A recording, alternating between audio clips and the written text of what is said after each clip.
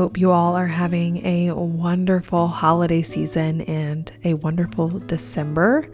I cannot believe that this year is already almost over. It has gone by so quickly. My family is preparing our hearts for Christmas, our hearts and our home, and I'm so excited to share that with you this week. You guys might remember from my video a couple weeks ago that I have been wanting to make a new tree skirt. This year I decided that I wanted to make a Dresden Christmas tree skirt. It's a type of quilted tree skirt with scallops on the border, and I started it and shared the process of starting it in a recent video, and also the process of it really not going the way that I thought it would. I was not good at matching up different kinds of fabric that I wanted to use. And so this video is the continuation of that and me ultimately finishing the quilt skirt, even though it was very hard to do. So I'm going to be sharing all of that with you guys. But first, these are the new fabrics that I chose to replace the other ones that I didn't feel like fit my vibe. I added in some pink, some more fun prints. And overall, I'm really pleased with the palette that I came up with.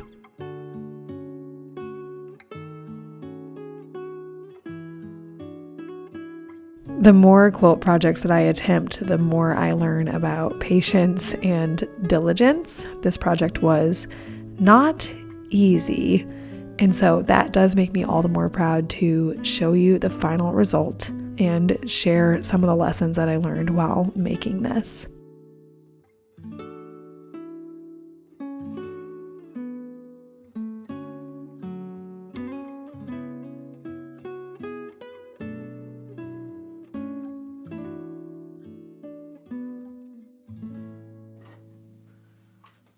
You might have noticed while I was getting ready that I was using this little device. This is a Blooming Hair Pro and I love it.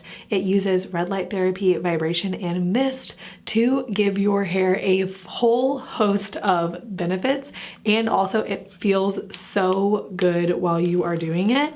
It's like a little scalp massage. The Blooming Hair Pro stimulates hair growth, reduces thinning, and increases density. It also helps with split ends, which is something that I personally can't stand that my hair does so quickly. And so I love that about the Blooming Hair Pro. It's making my split ends way better. It activates dormant follicles and reduces breakage, and it combats early graying of your hair, which I am really thankful for. I love that the Blooming Hair Pro works with any existing hair regimen, so you don't have to change anything about what you're already doing. You can just add this in. It's super easy to do in the morning or in the evening. It's so relaxing and feels so good and is providing a lot of benefits for your hair. After I use my Blooming Hair Pro, my hair looks more voluminous, it looks thicker, and it also has this really nice shiny sheen to it. It just looks so healthy, and I love that feeling. It makes me feel more confident as I go into my day. If you are wanting to add a little bit of relaxation to your day while making your hair healthy and overall boosting your confidence, I know that you guys will love the Blooming Hair Pro as well. The Blooming Hair Pro is normally $500, but it is right now 60% off. And then there's an additional 20% off for my followers that you guys can access by clicking the link in the description. On top of it being 60% off and the additional 20% off for the first 100 people, you will receive a free package of the Blooming Hair Serum. If you do not get results, you will receive a full refund. So you truly have nothing to lose, and that is how much Blooming stands behind their product, which I love. Again, make sure to check out the Blooming Hair Pro at the link in my description, and thank you so much to Blooming for sponsoring today's video.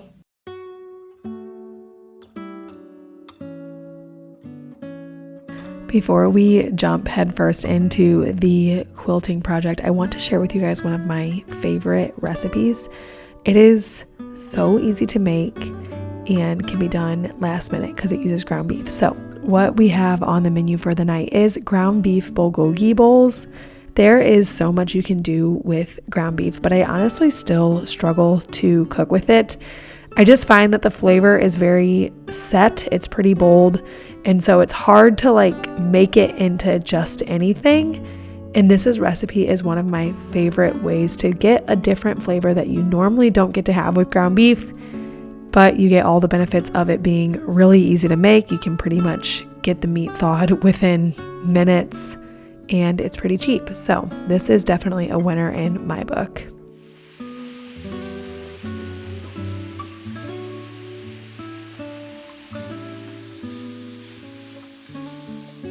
All you have to do is get the ground beef going in the cast iron skillet, get a pot of rice going whenever you do that, add in some soy sauce or coconut aminos. I prefer coconut aminos, some brown sugar, and then also some sesame oil, some red pepper flakes, some ground ginger, and a few cloves of garlic.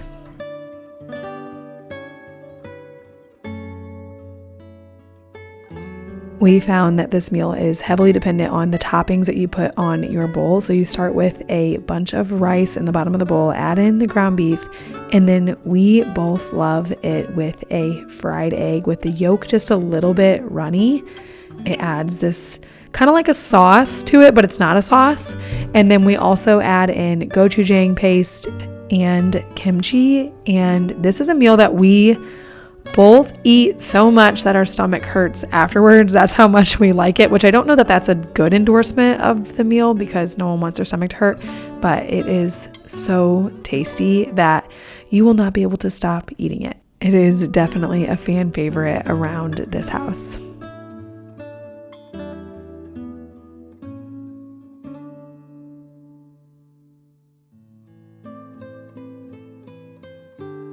Now back to the tree skirt. The first thing I needed to do after I got every single piece cut out, I needed to get it all the way laid out so that I could decide which pieces I wanted next to each other. I was trying to avoid having two of the same fabric touching each other. I was trying to split up a lot of the colors. I wanted to avoid seams being in the same spot, though that was really, really hard with the fabrics also not touching. So there are definitely some times when the seams were touching. And then once I decided where I wanted each piece, it was time to start actually piecing the top together. And so I just took whatever piece was next in the lineup, added it right sides together, sewed it down, and then repeated that process over and over until all 30 petals were pieced together. And I had what was basically the tree skirt quilt top.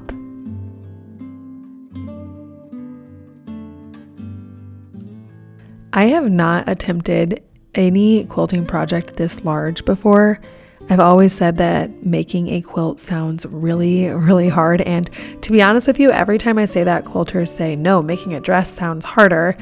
And after making this, I have to say this was a lot more difficult than any of the garments I've ever made. Now, maybe I'm not making difficult garments, but this was definitely a lesson in patience, in not getting frustrated too quickly, and also a lesson in what I am calling diligence.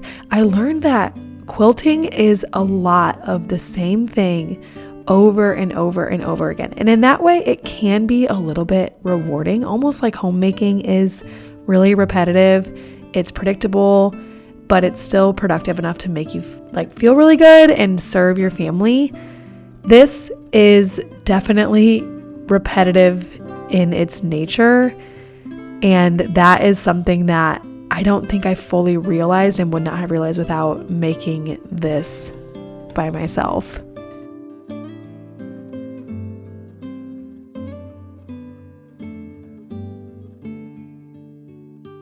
That being said, I do think I kind of just went into this whole project with the wrong mindset. I wanted it to be something that I could complete in a week. I started it right before Christmas. I was not planning on this being some massive undertaking, which if you quilt and you're looking at this, you're probably thinking that I'm dumb for vastly underestimating the amount of work that it was. But that definitely taught me that quilting should be done slow. It should not be done on a time clock. If you are doing a seasonal project, it should be started months in advance. And I think that is what makes it such a beautiful thing to make a quilt, is the hours spent, the time spent. And ultimately, if you are not rushing it the way I was, the days spent and all the life that has happened while you are making the quilt. I definitely have a larger appreciation for that now than I ever have. Taking a complete left turn, no Christmas season is complete without a cookie day. We were heading to a Christmas party that evening, and so I wanted to make some of my favorite cookies to make, which is just regular old chocolate chip. Now, I am told that my chocolate chip cookies are really, really good. And as basic as this is, I do want to share with you guys what I think the reason why mine are really good is. So first of all, I just follow the recipe on the back of the chocolate chip bag. It is not fancy. However, I do make a few modifications. First of all, I melt the butter, which I believe is essential for getting a gooey center. And secondly, I do the steps out of order. So I put the dry ingredients in the mixer and let the gluten strands form. And that I find makes up for the melted butter and creates a fluffy, gooey cookie. And outside of that, I follow a really basic recipe that I find on verybestbaking.com. And if you are thinking, wow, she is very confident in her cookie making and borderline bragging, that's honestly because that's the only thing I did very confidently this week. This quilt skirt was really hard. So after I had it all pieced together and quilted, I had to bind it. And this I thought would be hard, but I did not realize it would be so hard. I definitely still did not learn how to make a mitered corner. I did like 60 of them and I still don't know how to do it. So the binding leaves something to be desired on my tree skirt, but it is done as good as this beginner quilter could do it.